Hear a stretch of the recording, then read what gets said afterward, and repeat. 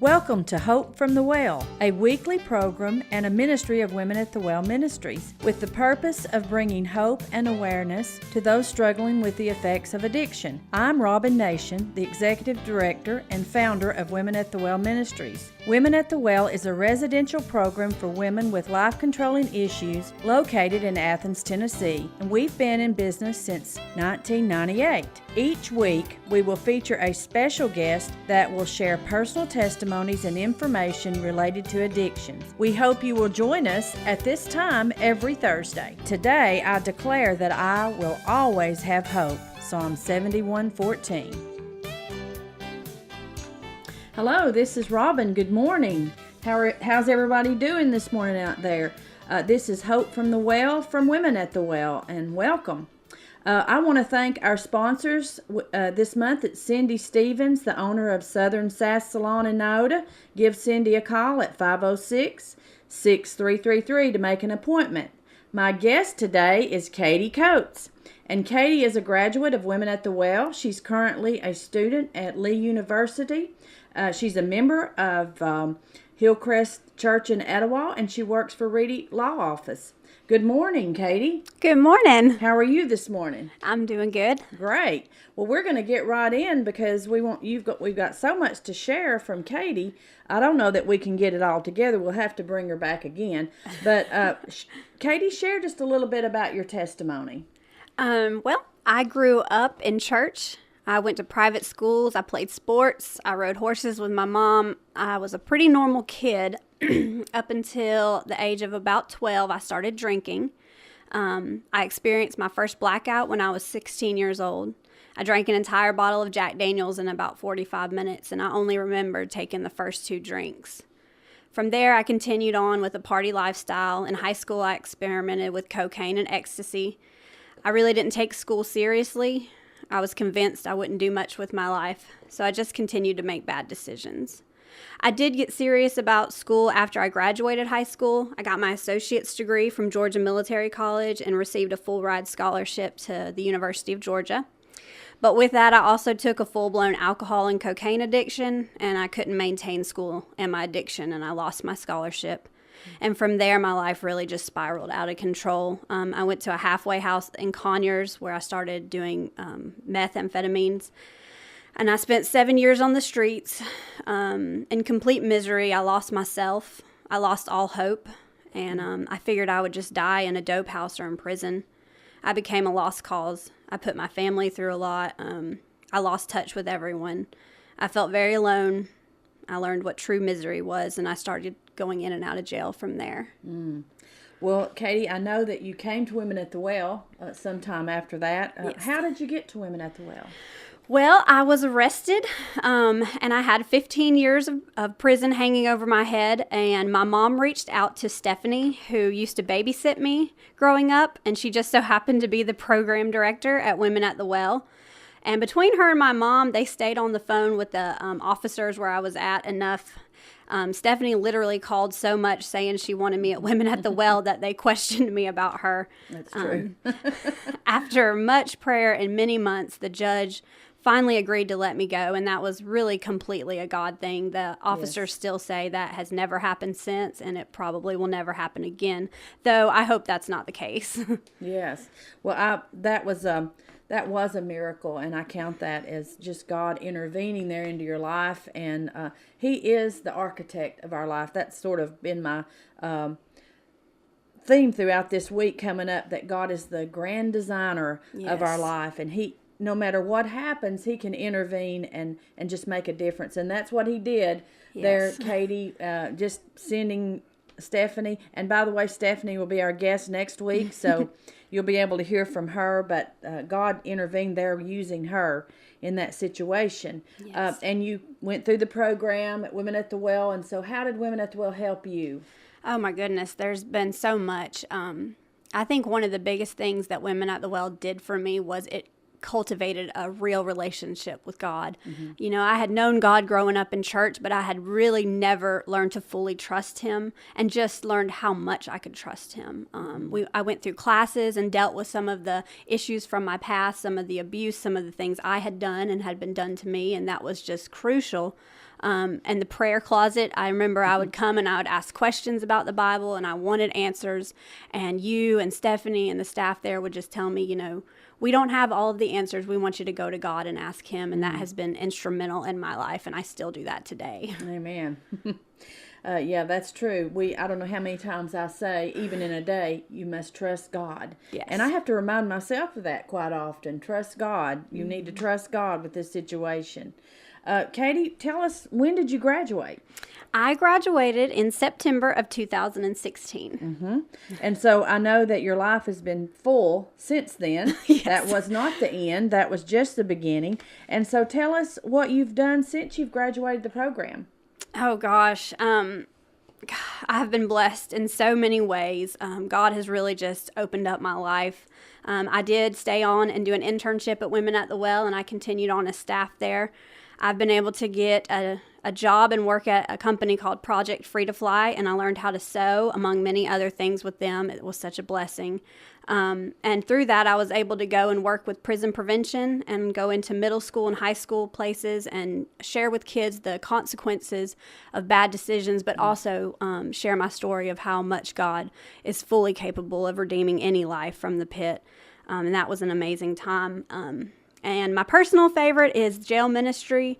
I was able to go back to Rockdale County where I came from and share my testimony with those girls and encourage them. And three of them were saved the first trip. And to just really give back to the inmates, I've always felt a passion for them and a heart towards them. And then I was able to go to start back to college. I'm actually entering into my senior year at Lee University, which has been huge. Yes. And I've just recently started preparing for the LSAT last month, and Miss Amy Reedy, the Reedy's Law Office, I was able to do an internship there and now work part-time with them. So I'm in court 2 days a week. Gosh, I could just go on, and just being able to pray with mothers and talk to them about, you know, moms who come to us and say, you know, I don't know if my daughter or my son's going to make it out of addiction, and just be able to give hope and encouragement has been huge. Yes. That is huge. I mean, who can tell them better than someone who has been through that there is hope and that you can get over to the other side. And to continue to pray is what I always say. Don't stop praying for your loved one that you think there is no hope for. Because I'm looking at someone right now whose mother prayed for her. Yes. We prayed for her before she came to Women at the Well. And now look at all the doors that God has opened in her life.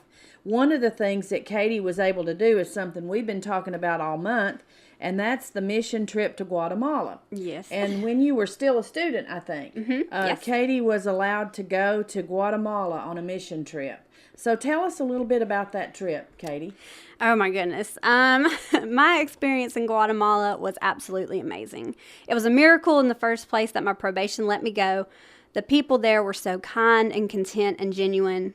My favorite part was definitely going into the homes and praying with people who don't normally go to church. There was particularly this one woman who was a hairdresser, who her son was very sick. She said she had been kind of shunned by the church, and I just made a connection with her because my mom was a hairdresser, so I was able to pray with her, and at the end of the week, she showed up at church, and I will never forget that moment.